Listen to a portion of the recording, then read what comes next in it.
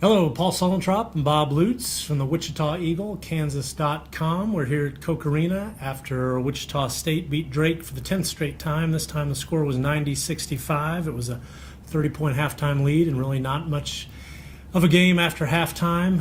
Bob, we've talked about Drake a lot and where they fit in the Valley and what are they giving this conference, and this couldn't have made you happy.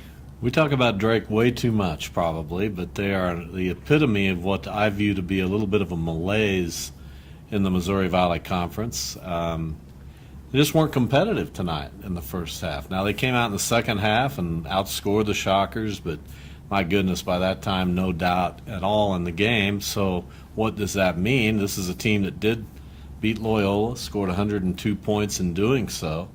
But it's just a part of a bigger picture, my general concern over the overall play in the Missouri Valley Conference, not including Wichita State. Yeah, and I think it's a concern a lot of fans share. Obviously, there's some empty seats tonight. I think people are, if there's another entertainment option to coming to a game they don't think is going to be competitive, I think sometimes they're choosing that. Should point out, I think Drake coach Jeff Rutter took over in early December. He's kind of in a tough situation after Ray Giacoletti resigned. So, Drake's going through a transition, a tough deal. But boy, it'd be nice if they were more competitive, I think. Yeah, and we saw it from Bradley, the 34-point Wichita State win.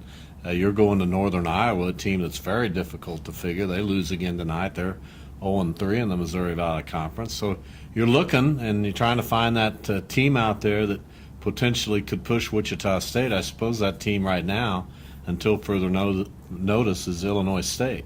And Missouri State would be worth keeping an eye on. Keeping an eye on it, as you've said. Okay, Wichita State dominant in the first half.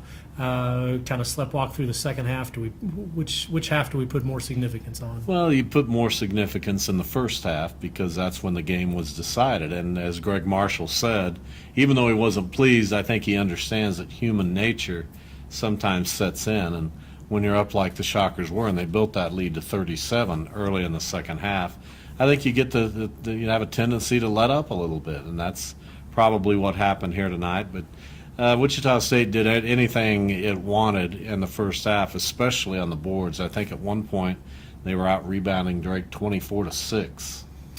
Markham McDuffie had 11 rebounds tonight. Shaq Morris came back, his best game since he had missed a couple with the injuries, with 13 points. Landry Shamet, 5 assists, no turnovers.